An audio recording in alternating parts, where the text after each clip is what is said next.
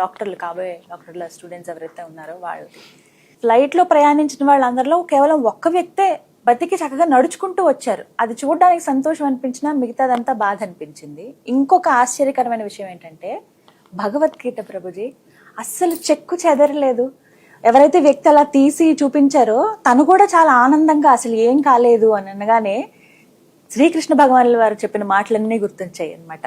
అగ్ని దహింపజాలదు ఇలా అని ఆత్మ గురించి వారు చెప్తారు కదా, అవన్నీ మాకు ఇలా గుర్తొచ్చాయి. అలాగే మీరు కూడా గుర్తొచ్చారు నాకు. ఒక్కసారి ప్రత్యేకించి శ్రీ ప్రభుపదుల వారిది ఫోటో ఒక్కసారి ఇలా చూపించగానే కళ్ళమట ఫస్ట్ నీళ్ళే వచ్చాయి నాకైతే. కానీ మీకేమనిపించింది ఇదంతా చూసిన తర్వాత? ముందుగా మనం మనస్ఫూర్తిగా అందరి కోసం ప్రార్థన చేయాలి, వారికి భగవంతుడి యొక్క కృప ఎప్పుడు ఉండాలి అని. చూడండి, కమల దళ జల జీవన టలమల బజహు హరి పదాని తిరే, తామరాకు పైన నీటి బొట్టు లాంటిదట జీవితం. చూడండి, వాళ్ళు ఏమన్నా తెలుసా అండి? వారికి ఎప్పుడైనా ఎక్స్పెక్ట్ చేశారా ఇలా అవుతుందని? సరే ఫ్లైట్ అంటే రిస్కీ అనుకోండి, హాస్టల్ పైకి ఎక్కి తినేవాడు ఎవరైనా అనుకున్నాడా ఇప్పుడు ఫ్లైట్ వచ్చి మమ్మల్ని ఇది చేస్తుంది? అందుకే చెప్తారు, మరణం ఎప్పుడు వస్తుందో తెలియదు మనకి. మనకి చాలా జీవితాన్ని చాలా క్యాజువల్ గా తీసుకుంటామండి మనం, కానీ మరణం ఎప్పుడు వస్తుందో నిజంగా ఎవ్వరికి తెలియదు. మీరు ఒకసారి ఆలోచన చేయండి, ఆ స్థితిలో ఉన్న వాళ్ళు ఎలా అసలు అసలు ఎప్పుడైనా వైల్డెస్ట్ ఆఫ్ డ్రీమ్స్, నేను వెళ్ళి డాక్టర్ చదివే పిల్లవాడు పైకి వెళ్ళి తింటుంటే నేను పోతాను అని అనుకుంటాడా చెప్పండి?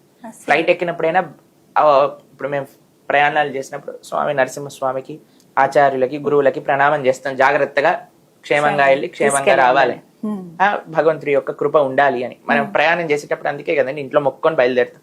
సరే ప్రయాణంలో రిస్క్ ఉంది అనుకోండి, కూర్చొని తినేవాడు పోతాడా?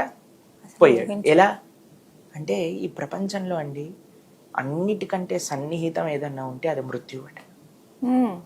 ఎప్పుడు వస్తుందో ఏ విధంగా వస్తుందో తెలియదు ఎవరికి.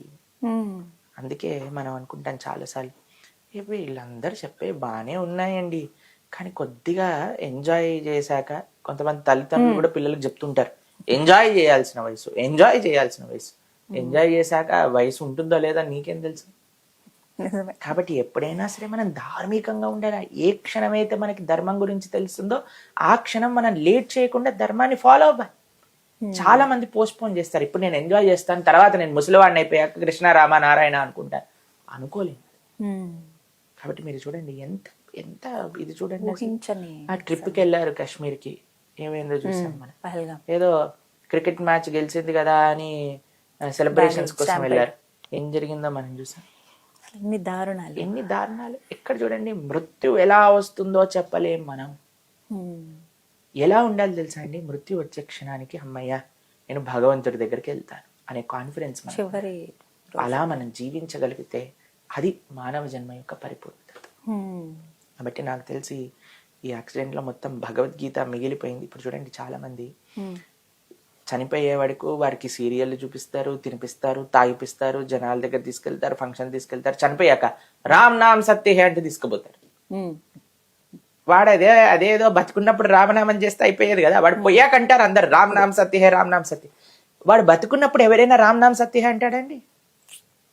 ఈ సీరియల్ చూడు, ఈ సినిమా చూడు, ఈ ప్రోగ్రామ్ చూడు, ఇక్కడికి వెళ్ళు అక్కడికి వెళ్ళు అని అంటాడు. చనిపోయాకేమో ఏ కుచ్ భీ నహీ హై రామ్ నామ్ సత్య హై అంటారు. ఎంత విచిత్రం చూడండి. కానీ పక్కన వాళ్ళ మాటలు కూడా ప్రభుజీ, అబ్బో ఎక్కడ లేని భక్తి తెగ పుట్టుకొచ్చేస్తుంది అని ఎవరన్నా భక్తిగా ఉందామన్నా ఈ మాటలు అంటూ ఉంటారు. ఓహో ఎంత భక్తి వచ్చేసిందా నీకు, ఇలా ఉన్నావా? మన జీవితాన్ని మన చేతుల్లో ఉంది కానీ పక్కన వాళ్ళ చేతుల్లో లేదు కదండి. ఇప్పుడు మనం పోయేటప్పుడు మనం భగవంతుడిని తలుచుకొని పోవాలంటే మనం హోంవర్క్ చేయాలి, మన ఎగ్జామ్ మనం రాయాలి, కానీ పక్కనోడు వచ్చి రాస్తాడే? పక్కనోడే ఉందండి బ్రహ్మాండంగా, రారా బాబు నాతో సినిమాకి పార్టీకి అని చెప్పగలుగుతాడు. రేపు ప్రొద్దున ఫెయిల్ అయితే వాడు వచ్చి అన్నం పెడతాడా?